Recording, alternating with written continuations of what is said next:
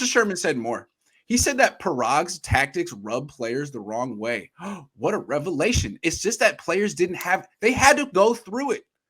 They had to do it. They didn't have any recourse. They weren't getting a lot of guaranteed money. The salary cap was low. Now it's high. Now players are getting money, and Parag hasn't changed. And his whole thing, well, I'm going to give the low ball first offer. Dude, I don't think the new generation of stars is going to sit through that. And so I think what you're seeing is a generational gap between the 49ers, an organization that's been doing things pretty much the same way for 20 years. And players who were born in 1996, 1997, who all of a sudden don't remember what the league was like when players had no power. Now, all of a sudden, they're getting paid NBA money, and they're acting like they're NBA stars. I mean, why shouldn't they? I don't know. Parag. He pointed to Parag. Remember, Sherman was his own agent. He would know. Yep. Exactly. We've talked about this before. That's why when Sherman says these words about any of this, it really carries significant weight more than anyone can talk about, because exactly that. He was his own agent.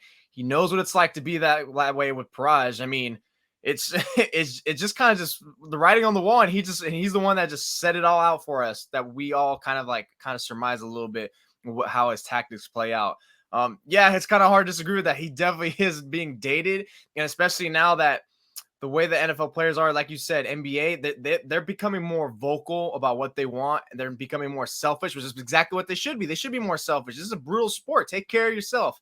Like the great Marshawn Lynch says, take care of your mentals and everything. I mean, who takes care of themselves more than NFL franchises? Exactly. They cut you the minute that your salary isn't, that you don't live up to your salary. Like, as soon as you're not cost effective, you're out. Come on. Unless your name is Jimmy Garoppolo.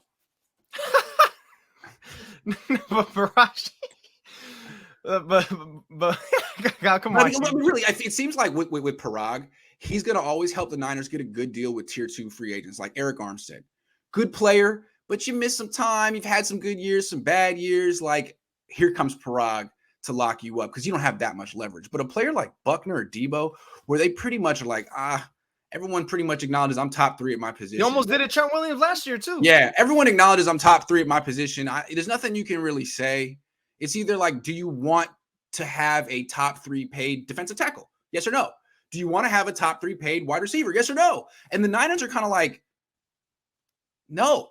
It seems to me what they're saying, like the Niners would rather have Javon Kinlaw on a rookie deal than DeForest Buckner. They made that trade. And it seems like the Niners are going to do something like this with Debo. Hey, although maybe not. Maybe Debo's forcing their hand on this one. This is the best they can do to salvage it. But yeah. Wide receivers are expensive now. If you're not paying Debo 30, it'll be Brandon Ayuk next year if he's good. If you eventually get a top 3 wide receiver, you're paying him quarterback money. So do you want that? I think you want that. I think I just heard, what is it? I think wide receivers are the second highest now position. Maybe not. Maybe after it's either second non-quarterback or second overall position in terms of. No, it's right there with edge rusher. And what scares me is Parag has this like real old spreadsheet or whatever. He decides which positions are valuable. Like, you already know the Niners think DBs aren't valuable. They never draft DBs in the first 2 rounds. They didn't go after J.C. Jackson or Stephon Gilmore. They went after Travarius Ward, who's good, not great. What do they feel about wide receivers? Do they feel like, it's a kind of position where it's scheme dependent, you can draft, I mean, this is the team that went 23 draft picks between Terrell Owens and Deebo Samuel. Like, are they really talking themselves out of the wide receiver position entirely? In which case, can we get someone else in here to run this front office? Because this league is all about playmakers in space, man. Playmakers in space. It's not a phone booth league anymore. Yeah, and I think that's why Kyle needs to surprise. Look, do what you did with Trent Williams last year. You have to pay this man, because Trent Williams was so close to going to play for the Chiefs until they had to re-up the offer.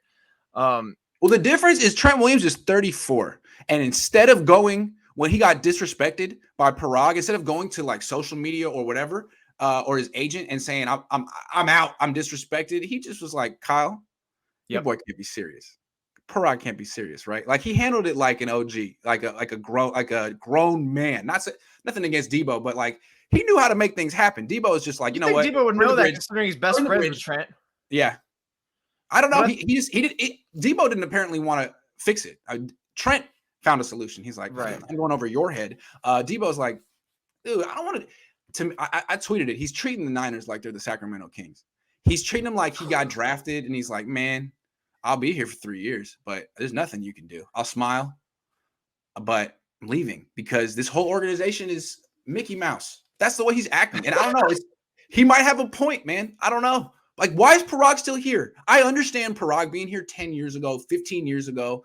Like, the salary cap was tough. It was new. It was low. Teams struggle with that. Now, are you kidding?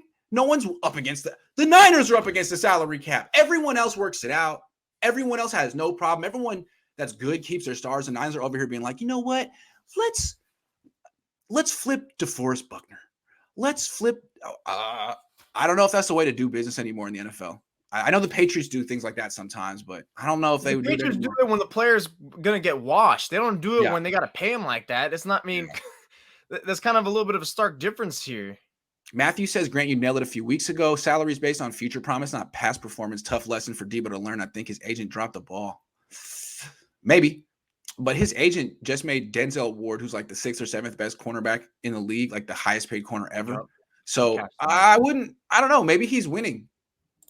Maybe he's going to get paid a lot by the Jets when he gets traded. That Niner guy says, I really feel this on the Yorks. I bet Debo guaranteed money was low with a bunch of fake money and opt-outs for the Niners. I bet John and Kyle are like, no, we need him, but Yorks won't pay. That's a good point. That's a good point. Probably low guarantees, low salary, low signing bonus, but like, we'll call you whatever you want to be called. You want to say you got $30 million a year? We'll say you have $30 million a year. You want to say you're the highest paid non-quarterback? We'll give you that headline. But a week later, it's gonna be Parag got him again. Look at the guaranteed money. That's what they did with Kaepernick, right? That's what they did with Kaepernick. Yep. So yeah, I mean that's kind of their playbook. That would make sense to me. That's what I thought that was going to say why the 49ers were going to try in the contract, like just keep his guarantees lower side, but give him like the prestige of like, look, APY highest paid. And then maybe Debo sees that and is like, cool, man, 50 million guarantee, but 30 APY 31, I'm Gucci. But Debo's not stupid. Debo's very smart. He's a very smart agent too. He's very business savvy, and his agent is not messing around. Like these agents right now, of the biggest stars are out for guaranteed money. That's what it's all about right now. The Niners are way in the past thinking they can give out these phony contracts and just give the player a headline. Like those days are over. Those days are over. Are you kidding? Deshaun Watson just sat out a year and got a fully guaranteed $250 million contract. Are you kidding? Are you kidding, Parag? So yeah, I think that Niner guy is absolutely onto something. Michael Durant says Debo agent sucks. Maybe for Niner fans, just because you can finesse the Browns and overpaying for a player doesn't mean you can control the market on wide receiver. Debo loses value every day he isn't signed. Debo sacrificial lamb. We shall see. I don't think Debo or Tory Dandy are acting like they control the wide receiver market. I think the Niners are acting like it. They're like, you know what? I don't care what these other teams are paying for wide receivers. I don't see it. See no evil, hear no evil, speak no evil. I'm not acknowledging that. It's like, all right, well, you're stuck in the past then. All right, moving on. I think the funny part to me is how much the Niners invest so heavily in draft capital on wide receivers, and then the time they finally hit one, they don't want to pay him and splurge. It's like, isn't this what you guys been looking for in investing? That's why I always throw all these draft picks year after year. And the time it finally comes and you have to pay for it, it's like, we found our receiver. No, we're not going to pay. No, we're okay off that.